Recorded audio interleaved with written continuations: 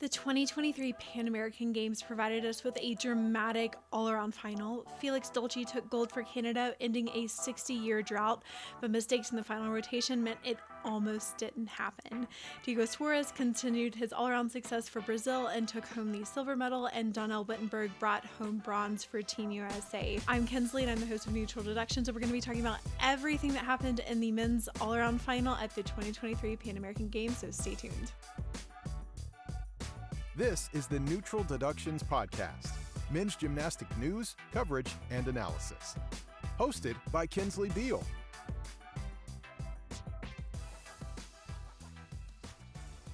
Following qualifications, which was also the team finals day, Americans Cameron Bach and Donnell Wittenberg were in the lead with an 82.598 and an 82.331 respectively.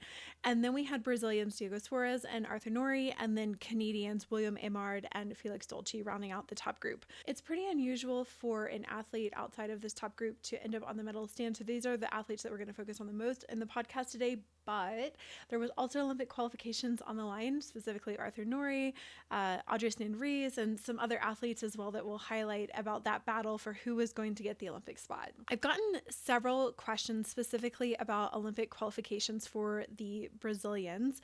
So there's been a little bit of confusion, and so I guess we're going to get right into the spoiler that Andres Nanreis did actually win the qualifying spot for the Dominican Republic for the Paris Olympic Games. But Brazilian Diego Suarez was actually ahead of him in the all-around final results. But he was not eligible to earn a spot via the Pan American Games because he had already won his spot through the World Championships. So at the World Championships, there were three ways that you could earn a spot or a ticket to Paris. There was getting a spot via the team final, like the Canadians did, like Team USA did, and several others. And then if you were in a team that placed 13 through 15, you got what was called an NOC spot. So you got one extra spot where the country could qualify one individual, and then they select that individual at a later date. And so Brazil was part of that group in the 13 to 15. So they will have one spot for the Olympic Games that they can choose to send any one of their athletes to. And then you could qualify through the all-around or event finals. And if you qualified through one of those finals, then you got what's called a nominative spot, meaning that spot belongs to you and you alone, and no one can take it away from you. So Diego Suarez actually got the spot for the Brazilian team through that all-around qualifications process. So he has his own spot already to the Olympics. And there is a max number of 3 Olympic spots for anyone who did not earn a team spot. So they already have this quota spot where they can send any athlete. Diego Suarez got his own. So there's only one more spot for a Brazilian athlete.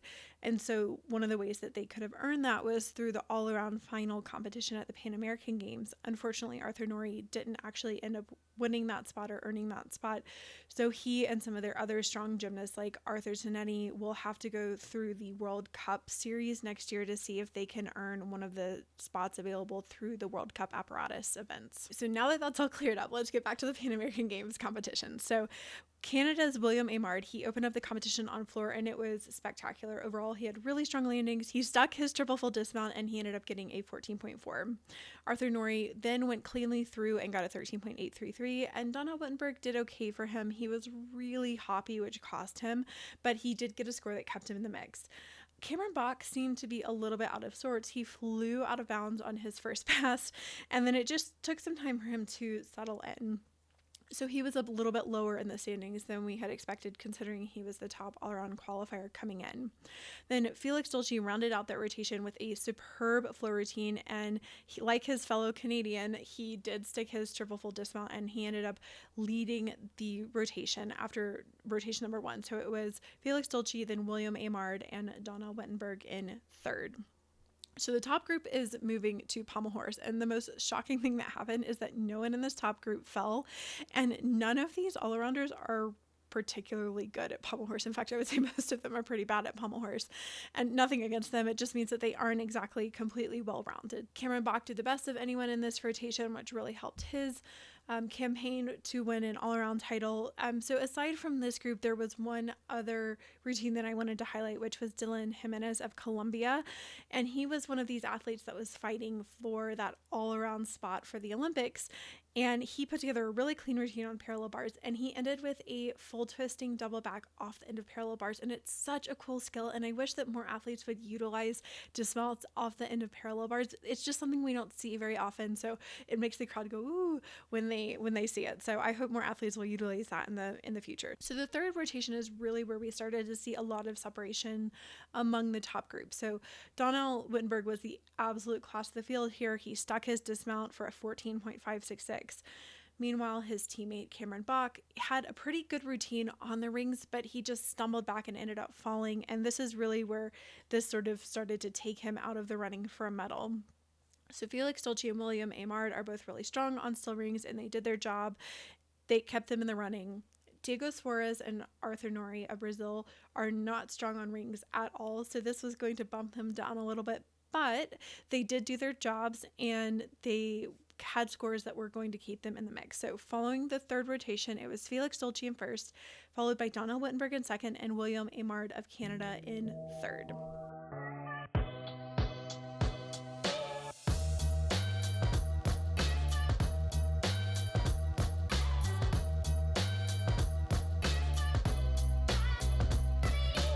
Neutral Deductions is your exclusive gymnastics news platform focused entirely on men's gymnastics.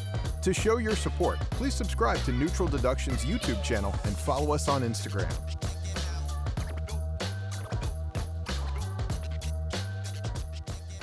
So the top group moved over to vault, and every athlete had a 5.2 difficulty vault. In fact, 4 of the 6 athletes actually did the exact same vault, which was a Kazamatsu 1.5. And I think Blythe Lawrence, who's one of the fantastic commentators that we have, said something to the effect of it was like a symphony of Kazamatsu 1.5s, which I can't really disagree with her there. Many of the scores here were really quite comparable. There weren't any changes to the top 3, although Diego Suarez did move up into the 4th position. We move into the 5th rotation. Cameron Bach opened up the rotation with a beautiful parallel bars routine and a near stuck double peg dismount. He had actually fallen on parallel bars in qualifications on a skill called a tapelt, so he had sat on the bar, which counts as a full fall. So it was really nice to see him get a hit here. Felix Dolce was up next, and he went really cleanly through his peach half and his Diamondov, and he stuck his double front half out dismount. But things did not go the same way for his teammates. So William Amard really took himself out of the competition here. He ended up with a couple of falls. He was doing a skill called a Hirata, which is like a toss with a half turn. And it looked like he was able to grab the bar pretty well, but then he just hopped off. So I'm not sure if he got a rip or something like that. But after the parallel bars routine, he started looking at his hand, and I think something must have been off, because it's not normal to see an athlete jump off after the way he grasped, which looked normal. So then Arthur Nori came up, and he at this point was in a really good position to stay in the running to earn the all-around spot for the Olympic Games. But he ended up with 2 falls, and there was just no way he was going to come back from that. So both Wittenberg and Suarez had some struggles, but put together clean enough routines, again, to keep them in the running. But after 5 events, Felix Dolce was in the lead by exactly 1 point over Donnell Wittenberg, who had a 4/10 lead over Diego Suarez. Interestingly, so Felix Dolce is coming into the final event. He's leading. He was a finalist on high bar at the World Championships. High bar is a spectacular event for him, but because he had qualified the lowest of the top group, he actually ended up going first on high bar, and so he made it through his most difficult flight elements, and then he fell on a relatively easy Tkachev, and a fall is 1 point in deduction. So effectively he got rid of his 1 point lead over Donnell Wittenberg, which was going to make the race for the all-around gold really, really tight. So his teammate William Amard went up next, and again, several falls off of high bar. He just sat on the ground and looked at his hands like, hands, what's wrong with you? And so I don't know if there was a problem with his grips or if his actual hands had a rip, but I certainly hope that he is okay, and he is an exceptional athlete. He's a joy to watch, a joy to interview, and unfortunately it just wasn't his day to day, but I'm looking forward to seeing him come back even stronger in 2024. Next up was 2019 high bar world champion Arthur Nori, and he did a beautiful routine. It was the absolute class of the field. He has this really unique combination of a talk half into a Lucan skill and a talk full into a Yamawaki, and his 14.5 was the best of the competition, but it just wasn't enough to help dig him out of the 2 falls that he had previously on parallel bars. His teammate Diego Suarez had a lower difficulty routine, and he only performed 2 Tkachev. So typically in the best routines, we do see 3 Tkachev variations. So there's this rule in the Coda points where you can only have a max of 2 Tkachev style elements on high bar unless you connect at least 2 of them, which means that you could have a total of up to 3 Tkachev elements. So when you see an athlete with only 2 Tkachev style elements, it typically means it's going to be lower in start value. So that's just a little hint of how to watch high bar. He did have a small step on his dismount, but he went into 2nd place behind Felix Dolce. So at this point, all that's left is Donnell Wittenberg to go. He was the only one who had a shot at gold, but if I'm being honest, it was really a long shot. He needed something around a 13.8 to tie Felix Dolce, and at nationals this year, Donna Wittenberg, his high score was like a 13.5 on high bar, and so the most likely scenario was that Felix Dolce was still going to win, which is what happened. Donnell scored in the low 13s, so Felix Dolce keeps his gold medal position. Diego Suarez is in silver, and Donnell Wittenberg rounds out the podium for the bronze medal.